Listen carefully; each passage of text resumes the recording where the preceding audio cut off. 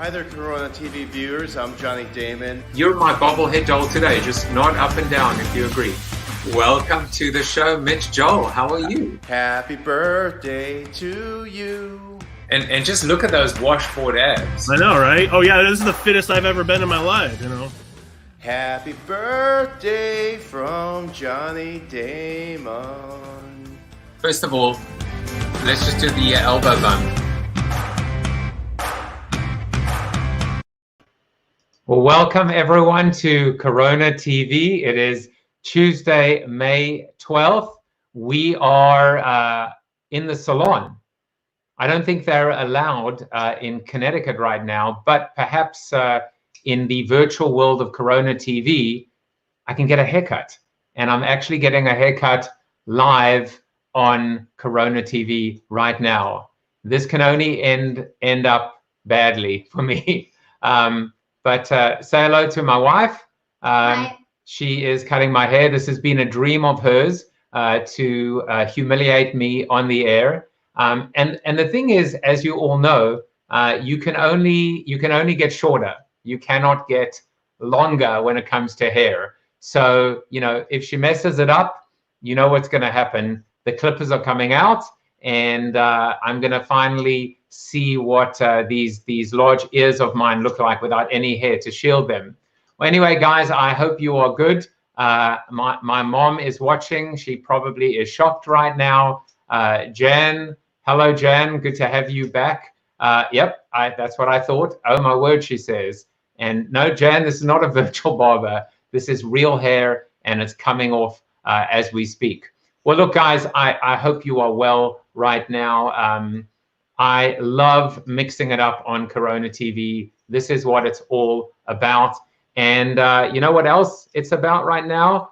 It is National Limerick Day. So happy National Limerick Day, my friends. I created a limerick for you, and it goes like this.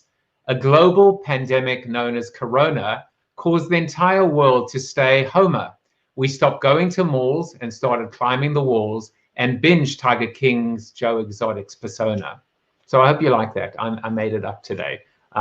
Yes, I know, don't quit my day job and don't become a copywriter. Fortunately, my guest Rishad and I are both somewhat liberated, and we don't have to worry about advertising anymore. Maybe we do, I don't know. Rishad is the best. I refer to him as a mentor. He may not know that. I mean, he probably rejects that because he never agreed to being a mentor, but he's just been a guy who's given me advice at every twist and turn when I've been in the depths and in despair. He's laughed at me. I will never forget that conversation. Maybe we'll talk about it later. Rishad also is on the back of Built to Suck, and I'll read it to you. He said, where are you, Rishad? Oh, yeah. He said, Joseph Jaffe is no shrinking violet. He tells truth to power and calls out the turd on the table. He shoots straight to the point and between the eyes. Read this. Well, Rishad, let me tell you, and again, I know you're coming onto the show in a moment. I wish a lot of corporations had read this book about a year ago, and they might have saved themselves a lot of pain. And we can talk about that later, but more importantly, you've written a seminal book, Restoring the Soul of Business. I will ask you about that later. Is that an oxymoron? Does business have a soul? And if so, how, in fact, do we restore that soul? I don't know if it maybe is too little, too late. So Rishad today, Joey, who I regard now as family, tomorrow, then Graham Codrington and David Meerman Scott. What a fantastic, fantastic lineup. The only problem, of course, is, you know, there are no women, but you know, we'll work on that. We'll work on that. Happy Facebook birthday, my friends. So many people on that list. You know who you are. I want to say happy birthday to two of my cousins, Mark Perkins and Lauren Perkins. Happy birthday, guys. I hope you're having a great day. And oh, you're pulling my hair. Stop. Sorry. And happy LinkedIn birthday to all my LinkedIn connections as well. There are a lot more. I think I have 20,000 LinkedIn connections and 5,000 Facebook friends. So some of which I actually know. So there you go. I wanted to spend a few moments today just talking about introducing a topic, and it's called I've Changed. I'm going through changes. Right now, I'm going through a real change, which is I'm losing my hair. I mean, quite literally. But behaviorally, psychologically, I can feel the changes. And I wonder if you are too. I don't know that I ever want to go to a restaurant again. I really don't. I don't know. I don't feel like it's a part of my life anymore. I don't know that I ever want to go to a bowling alley. I don't know that I ever want to see a movie anymore in a theater. It's not that I'm scared. It's just that it just feels foreign to me. It feels like I belong at home. And for someone who traveled all the time, it just feels weird and it feels strange. It feels strange to go and spend all this money on food that I could probably make myself or buy cheaper. It feels like an indulgence, and this is one of those changes that I'm experiencing right now. And I wonder what changes you're going through. If you feel that you cannot wait to get into a restaurant, you just cannot wait. Now, look, I know and I appreciate the importance of being able to support local businesses. I'm not talking about avoiding that. We should support as many mom and pops and small businesses and local businesses as we can. But I just wonder if this might be one of those collateral damages of this global pandemic. Not that restaurants go out of business, that we just realize a certain materialistic or superficial aspect to our lives has just changed. My brother is watching. He said, I read it as looking sick. And I'm like, really? Is it the lighting again? Yeah. Bob, when you say it feels weird and strange here, is that again the lighting? I'm trying some new lighting options. No, I know what you're referring. You're referring to the fact that when we see people, it's just different. It's different. We don't know whether to extend our hand. We don't know whether to hug them. We don't know whether to recoil in fear. It's going to take a while for us to restore our soul and feed our soul. And I hope that is what CoronaTV has become for you, an ability to cleanse your soul and to help you recover during this time. I know that I feel that I'm recovering because I have Rishad here. I feel already, it's not even cathartic. Rishad inspires me on a daily basis. Whenever I read his stuff, whenever I talk to him, there isn't a single time I've met with this man that I haven't learned something. And you're about to learn from him now as well. So Rishad, time to bring you on, my friend. Welcome to the show.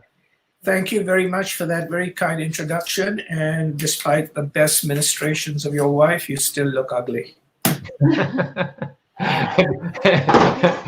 out. Bye. No, Bye-bye. I think you should keep going. Let's see, Sandra. Well, what do you guys think so far? I'm not going to show you the bald spot, but not bad actually. I'm not touching the quarantine beard at the I haven't moment. done touch up.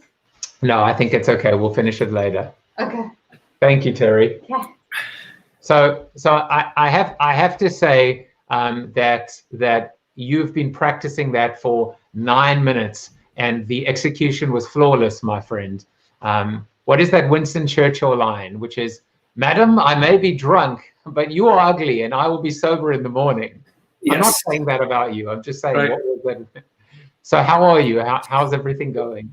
I'm doing well. And I enjoyed your point about you not rethinking certain habits like going to restaurants, because I believe that many people in the world are going to be coming out of this rethinking a lot of things.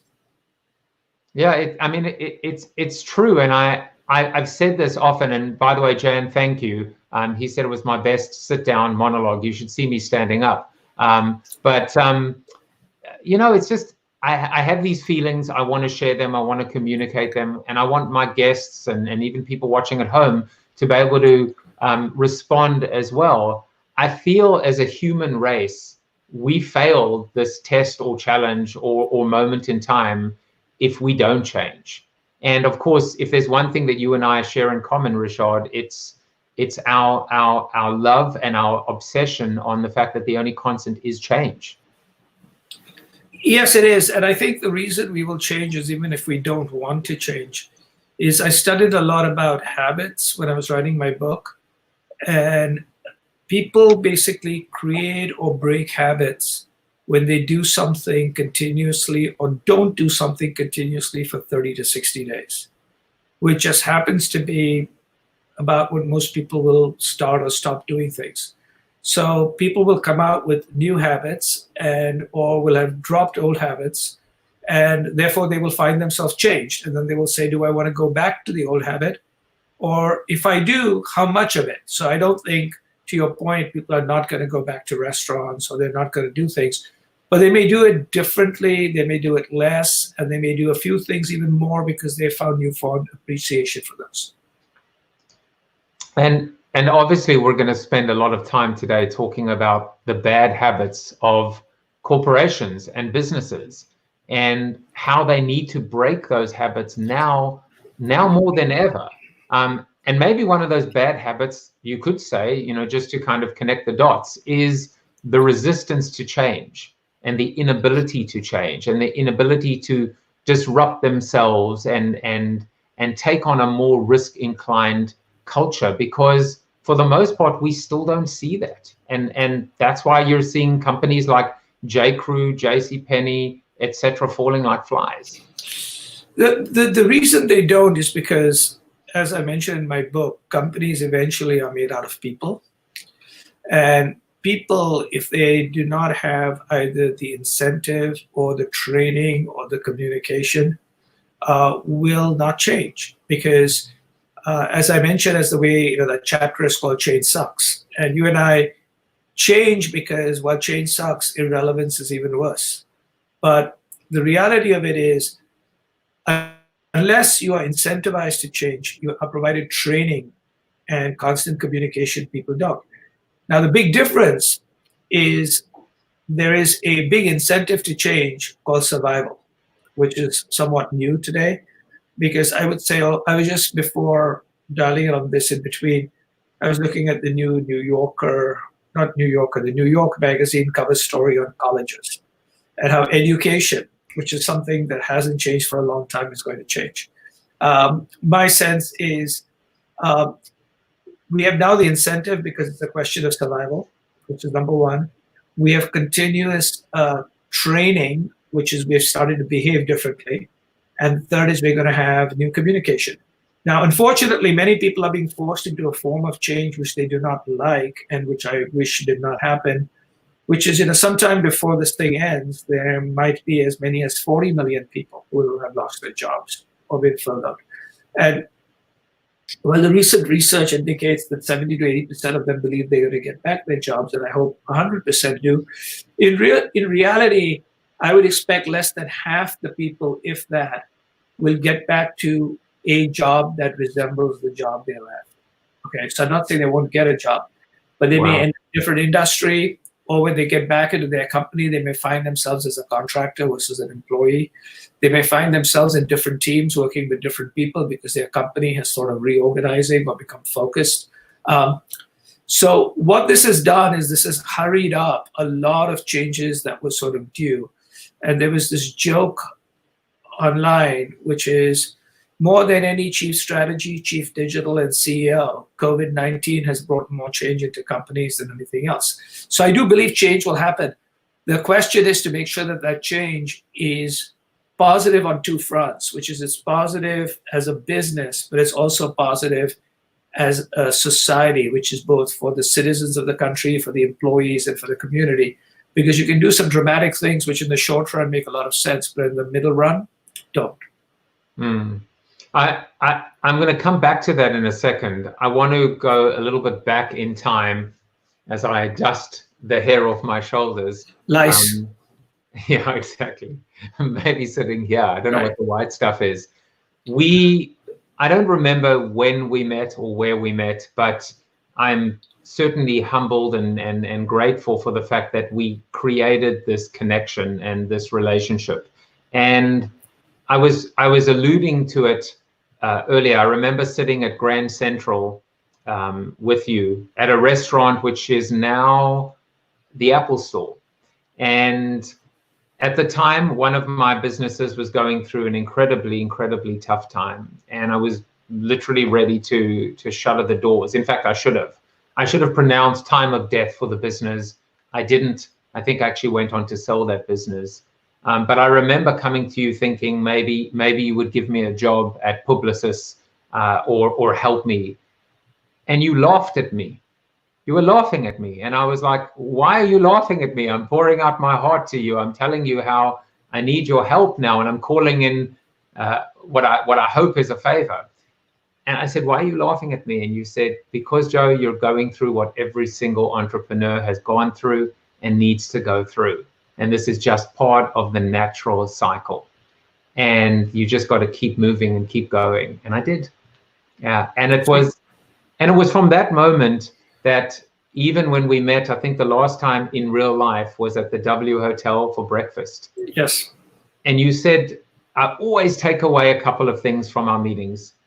The one thing you said is, at a time when people are taking or trying to take less and less meetings, I'm trying to take more and more. And I'm trying to have as many meetings as I can. And then you added to that, you said most people try and take things from a meeting. I always try and give something. Every single meeting, I try and give something. And I must have told those two lines to hundreds, thousands of people, quite frankly. And that's just the kind of person you are. I wonder, Rishad, what are you doing now in this virtual environment? Are you still taking meetings but doing them virtually? I am, and I'm doing many more things than I did before. And as I was mentioning, and sort of when we chatted just before the show began, to a great extent, because of a couple of things which are a little different than you, which is we both are about change and a whole bunch of things.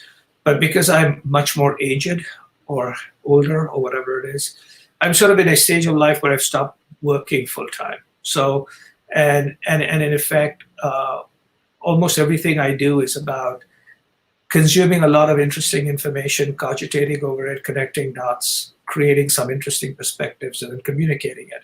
And all of that can be done to a certain extent without leaving my home, right? As long as I can still connect with people. And oddly, you connect more with people utilizing Zoom and technologies like this than you actually did often at offices. Because when you think about all the meetings that people have in offices, they're not meetings. I call them stare-a-thons, which is you basically are staring at a large screen, sort of the modern fireplace, which is ablaze with an Excel spreadsheet, an Adobe PDF, or a PowerPoint. Or when you're not staring at that screen, you're staring at something in front of you called a laptop or a tablet, or something that you're hiding on your knees, which is a phone, right? So most meetings, my whole thing has basically been, most meetings are not meetings, they're stare-a-thons that people actually get together. Now you actually, oddly though we're looking at a screen, we're looking through the screen at the other person. And so you actually have many more conversations and communication. So I'm doing a lot of that. But the other is because of the nature of what I do and the fact that I constantly have been thinking about a lot of this, and because of the stuff in my book, I just actually do a running list. So I keep an Excel spreadsheet just to keep myself on time and things like that. I'm on average doing approximately 8 webinars a week.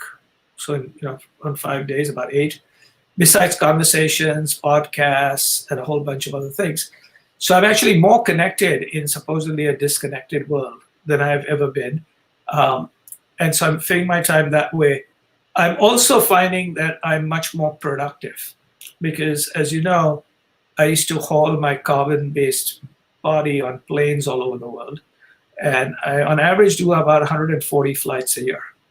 And this year, my last flight was March 12th from Birmingham, was flight number 28. So I was keeping up to that, plot. So I'm very more productive.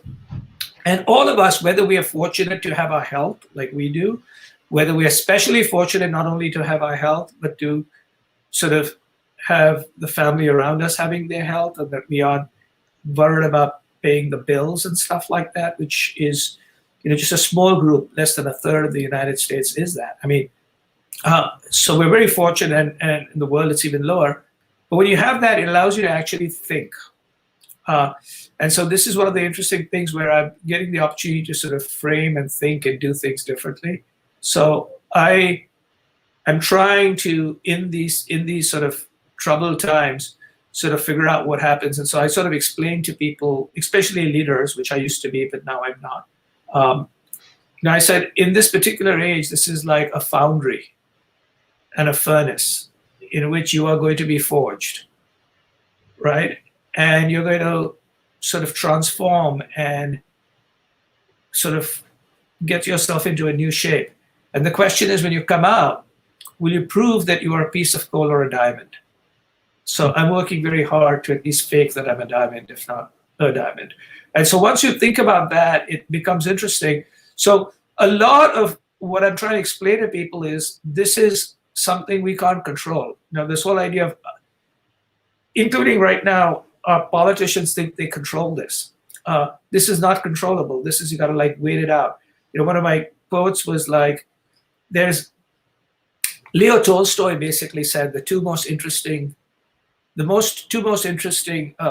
pieces of, not ammunition, but the two most important weapons are time and patience.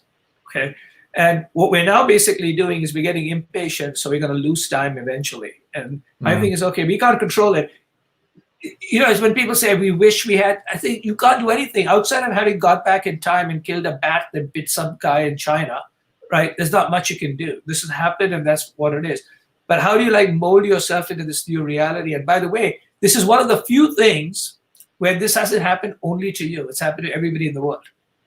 So as a result, I'm thinking a lot about what's coming out of this. And because of the, what you and I and other people do, our way of thinking is particularly popular today. But though I've been working on it to make it about today more than about the past or many years into the future, because people are in a survival mode.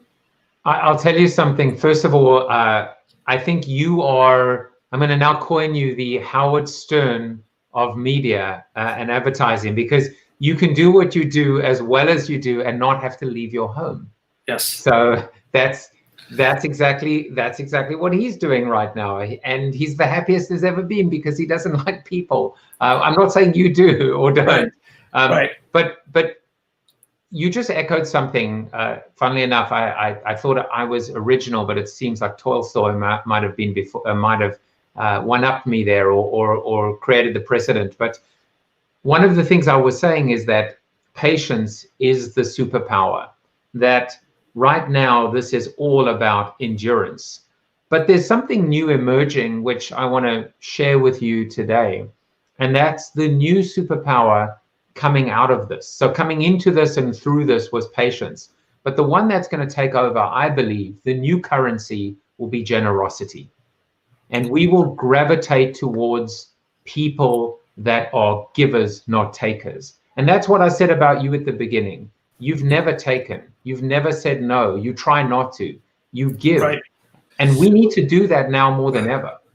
We do. Thank you for saying that. And we do. And, and I try to explain to people who,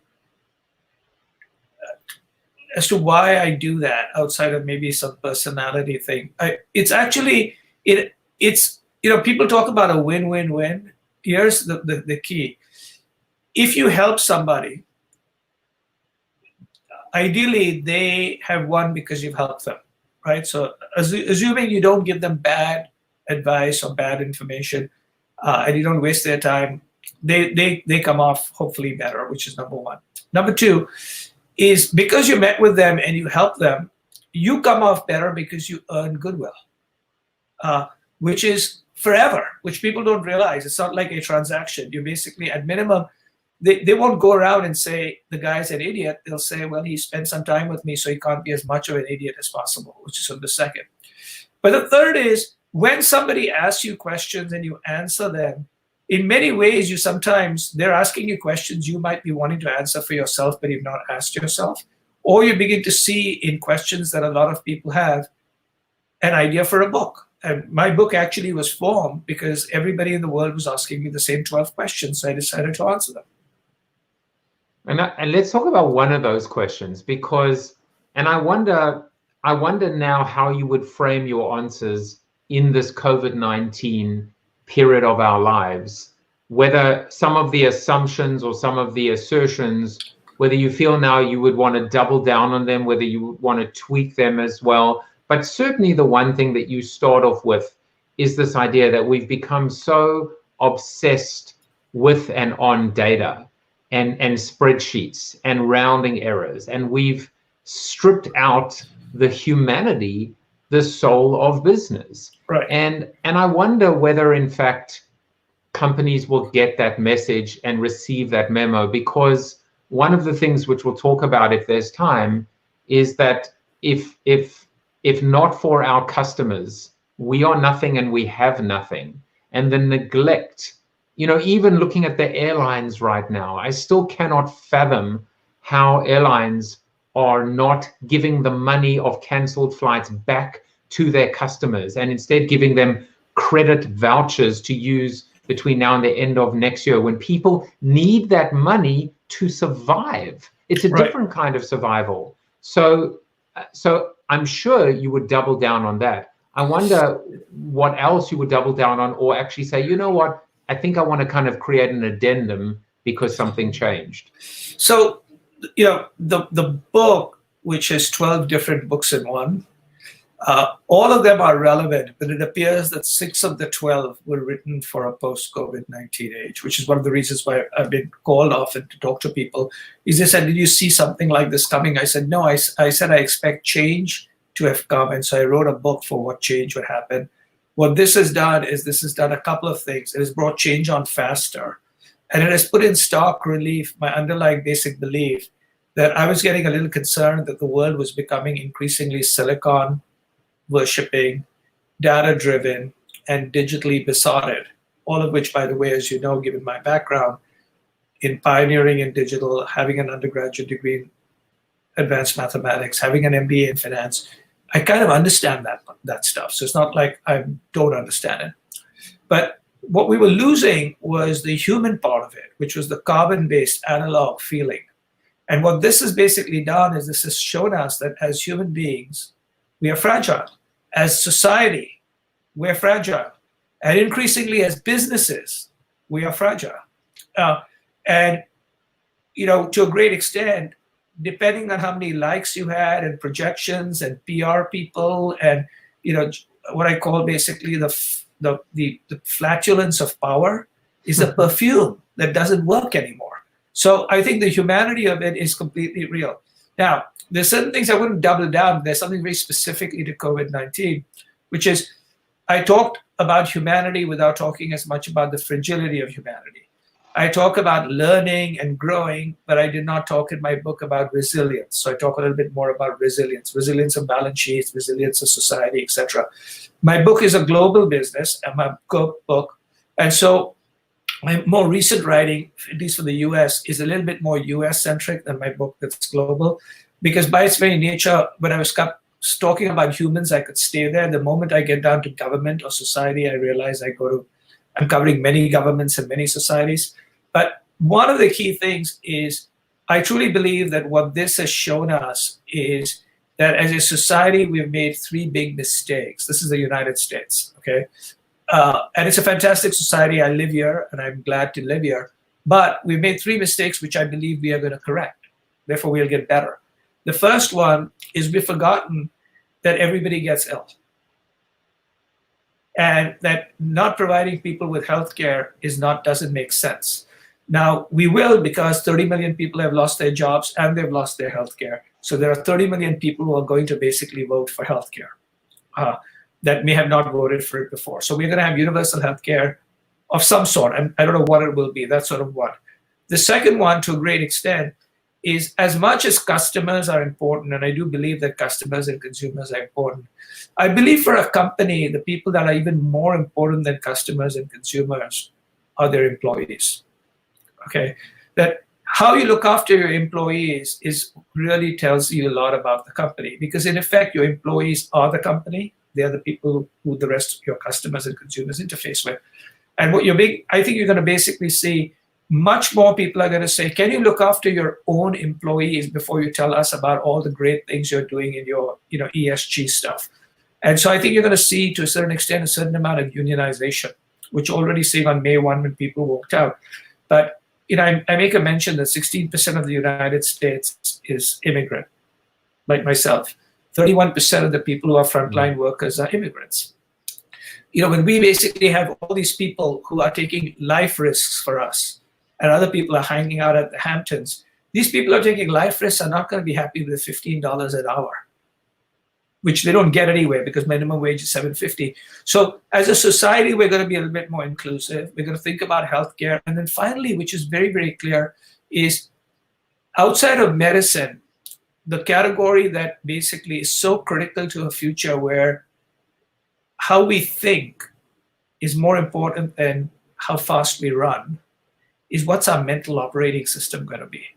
And right now, I do believe that the United States education system overall is better than every education system, but only if you're lucky enough to be in 10% of the United States education system.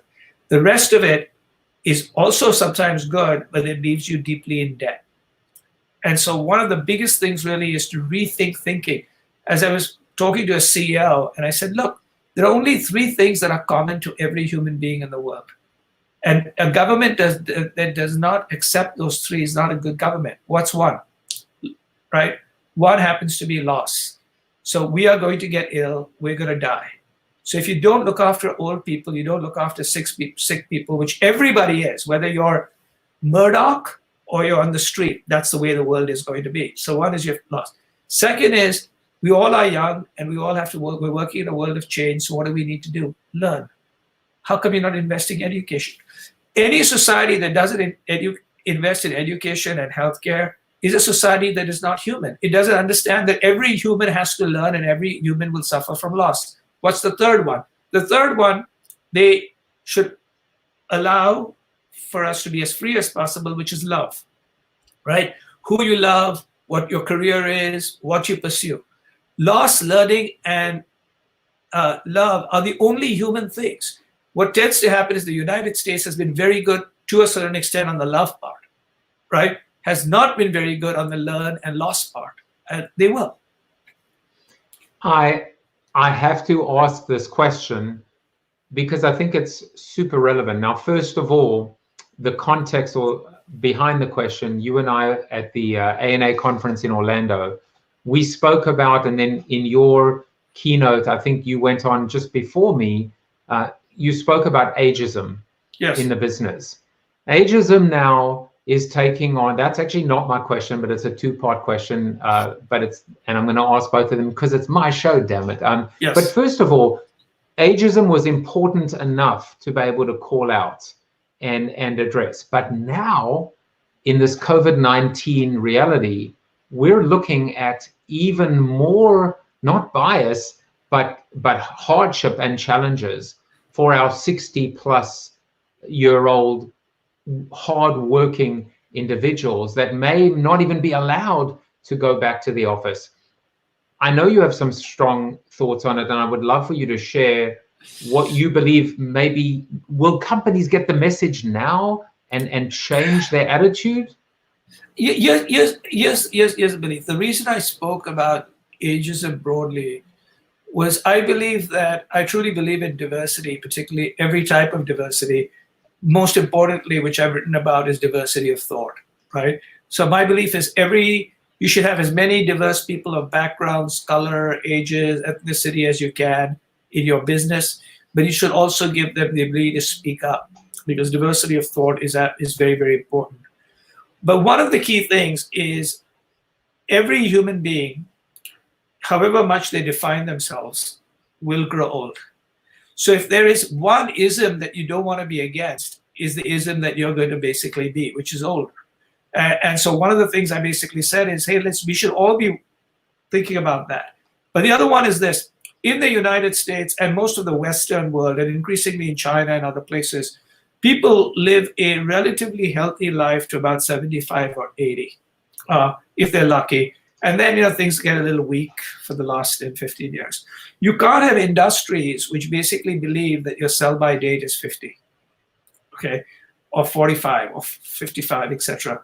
And so I believe that we require young, old, all kinds of people, and I think it'll still change. Now, one of the comments, there have been two reasons for ageism. One reason for ageism is a whole bunch of people basically believe that old people are, a waste on society. The other is we're also living in a consumer and technological age where for some reason everyone is 30 years old, okay, or younger.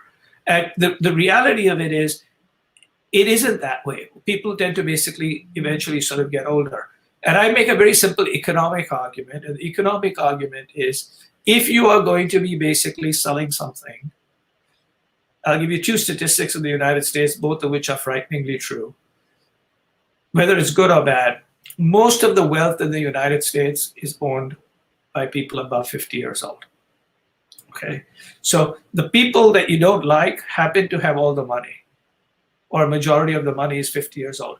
So my whole stuff is, be very careful if you're running a business and you're basically telling people that they're stale milk. They may not come basically, to your dairy or whatever. That's number one. The second one, which I think is also, of great importance when it comes to like ageism and older and all of that, is what do you do in a society where, unless people are given opportunities to continue to grow and continue to learn, what do you do when you have to then pay for them? I think there's a bunch of, you'll notice there's a bunch of articles where most people today in the United States don't have the money to retire. And 10,000 people are turning 60 every day in the United States. 7,000 to 8,000 of those 10,000 don't have enough money to retire. So they've got their Social Security and not much more. And what I try to explain to people is, here's the average income. This is what most of us don't understand. The median income in the United States for a family is about $55,000 pre-tax. Okay, so let's assume you pay a little bit of tax. At minimum, you're paying 6.2% for Social Security tax, and you're paying a whole bunch of other stuff. So you end up with a family of 4 or 3 with $40,000, which is less than $1,000 a week for everything. How do you save for retirement? How do you save for anything? Right? Now you'll say, well, that's 10 times what it is in India, etc. I understand that. But in effect, the economics don't allow people to retire. And so in effect, not only are more and more people living longer, more and more of the population is growing older. Most of the wealth happens to be older. Why don't people, all these data-driven people, how come they don't look at data that's inconvenient? That's why I don't believe in all of this data stuff, because all of this data stuff is, you look at certain data and you don't look at other data. What I want to always be told is, show me the data that's inconvenient. That's what I ask people, which is every time I make a recommendation, I say, show me the stuff that tells me I'm completely wrong. I always think back to Bob Garfield's, and I write about it. I'm sure people are tired of me saying this. I remember him standing up in a conference and he said, let me tell you something. 50% of the population is dumber than the other half.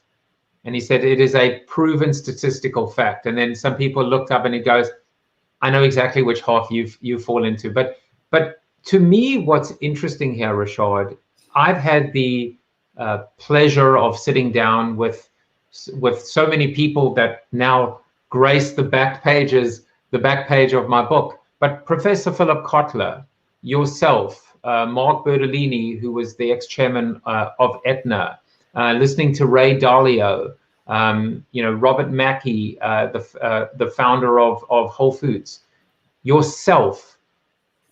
First of all above 50 years old. I think you're 51. So all above 50. I'm much older than that. I'm 60.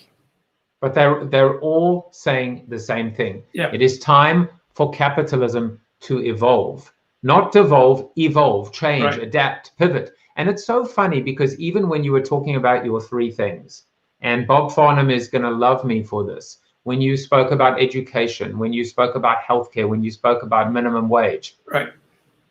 That's Bernie Sanders' platform. And is it a coincidence, an ironic twist, that a man who looks curmudgeon-y and is not probably visually candy, if you will, that he's the one with all the young'uns, the millennials and Gen Zers, following him like the Pied Piper? There's something there. My opinion is that the democratic socialism positioning was a mistake. But as Victor Hugo once said, there's nothing as powerful as an idea whose time has come. And the more and more people I talk to, people that I respect like you, everyone is saying the same thing. We've got to do better. Well, we got to do better. I think the key is, because also of where I grew up and what I believe, I actually believe, and since I continue to be close to what is considered to be wrongly, because I explained that one of the most right-wing schools in the world, which is the University of Chicago, Milton Friedman School of Economics, these are the people with the antitrust laws. If you go today to the University of Chicago with the last 5 years, they have a very different song. So their stuff is called Saving Capitalism from the Capitalists, right? Because the reality of it is, I truly believe in capitalism, because here's what happens is capitalism is the way to generate opportunity and wealth. But in order to have, if you think about capitalism, which means it has to have competition, we don't have enough competition in certain categories. But when you think about competition, think about two acrobats who are on a tightrope. And if you think about the tightrope as capitalism and the acrobats being players in capitalism, you want to basically have two things for capitalism to work. One is you want to have a trampoline, because in a capitalistic society, people lose their jobs, gain their jobs, businesses are born and businesses die. But when people fall, when a business dies, the person should not die. So you need to have a trampoline that is some sort of social net. More importantly, because of change and businesses becoming changed, you need then a ladder called education, retraining, that lets you compete again, right? So my belief is, I'm a big believer in capitalism, but I don't think capitalism works unless you have a trampoline at the bottom, some sort of safety net, and the opportunity to re-educate and reinvent.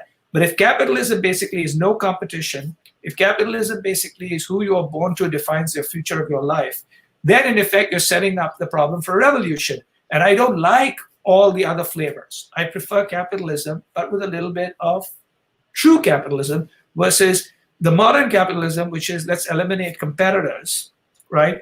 Let's make sure we have wealth without responsibility, which is makes no sense. So I'm capitalistic, different for a different flavor.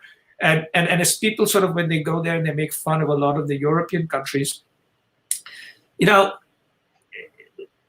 they have certain advantages. And what I simply say is, don't spend your time making fun of other people, try to learn the good stuff, and then you can decide where you want to live if you happen to have the opportunity. I still believe today, most people in the world, if you basically let people walk anywhere they want, most people in the world would end up in 1 of 4 countries. That, by the way, includes the people from China and India, etc. They will basically end up either in Canada, Australia, New Zealand, or the United States. Okay, so the United States is still right up there, despite anybody criticizing it. So my basic belief is that we are in many ways living in one of the best countries in the world that once in a while happens to have a strange fit. Okay, but then comes that. And I think the crisis is less of a country. The crisis is more of leaders. All of us, whether we are leading well. I want to, in the time we have left, refer to an article that Rishad just wrote called The Great Reinvention, Resurrect Now.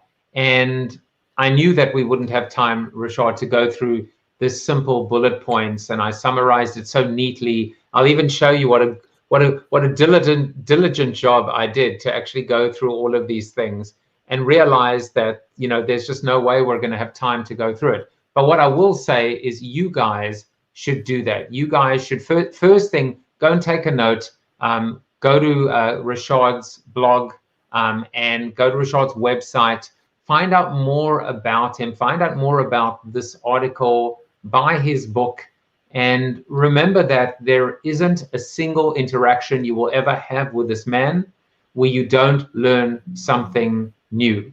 I already have, Saving Capitalism from Capitalists. My daughter and I actually, we went to U Chicago. We looked at it. She didn't like it. She ended up at WashU. But That's a now great she university. That's we went with our daughter there. That's also a great university. But and by the way, if you guys see Missouri, what I have to show you is that it's not just Missouri. This is the Missouri Bell Casino. So Ozark? exactly, Yeah. exactly. That's my little fetish, by the way. Is I love to buy. I've also got Latte Larry's from Curb Your Enthusiasm. So I love buying the T-shirts of my favorite TV shows and movies. But Rishad, you said something in this article that I think really is a good bookend. You spoke about these, I think you called it fault lines. And it's very similar to what I've been saying now, which is companies that had a buffer coming into this are the ones that are going to be okay, or at least might make it through. But it's the companies that actually reveal these fault lines, or these fault lines reveal themselves, are now struggling. And I think it's just a beautiful way to end this, because you, for the longest time, I always said that I wanted to be the Rishad. What Rishad was to Publicis, I wanted to be for WPP or Omnicom or one of the holding companies. You threatened me and warned me off doing that, and I never did do that. And I always thought how lucky they were to have you there, being this internal, not manager, but damager and change agent, and shaking companies and clients and forcing them to change. I wonder, when you look back now, did they heed your warnings? Did they take your advice? What do you see now happening? Yes, they did, and and I'm still connected. So while I've stopped being a full-time employee, I saw that. I still have an office. I still have email. I still have a spot downstairs to park my car if I need. And as importantly, they continue to leverage me. So day before yesterday, I spoke globally for an hour to 275 of our most senior clients. So I've still got them fooled that I can add some value. So they still pay attention. And we'll do okay, I think. I have a feeling as long as you are connected to them, you will. Rishad and I are going to move over to the Zoom room for our little after show, and I hope you come as well, bit.ly/CoronaTV after show. And you will no doubt learn something from Rishad in our little post show as well. Rishad, we could have spoken for hours, for days. I hope we will continue to talk in this virtual environment, have a drink together. Yes. And thank you. And thank you for inviting me on your show. No, it's fun. I want you to have the last word, and anything that you still want to mention that we didn't discuss, some advice for people at home. I would basically say to everybody, be gentle and kind on yourself. Don't kick yourself too much, because these are difficult times and none of this has been imposed upon you. And that's very, very important, which is George Saunders, the writer, basically said, err in the direction of kindness. And sometimes you have to do that to yourself too. Kindness and generosity prevail. Rishad, I don't know if you saw, but there were people like Michael Donnelly and Nick Johnson and Gary Strauss and Leslie Laredo. Everyone was watching and cheering you on. Thank you. Thank you for coming in, and I will see you in the Zoom room in a moment. So that was Rishad. He's just great, isn't he? What do you think of the hair so far? I think I'm not sure what's going on here. I don't know. We're gonna trim it now a little bit. I will come back to you new and improved tomorrow with a little bit more shape, maybe. I can't promise about this, but I will work on it. And I hope you guys take care of yourselves. See some of you in the Zoom room. Otherwise, I will see you tomorrow with Joey Dumont. Take care, everybody, and goodbye.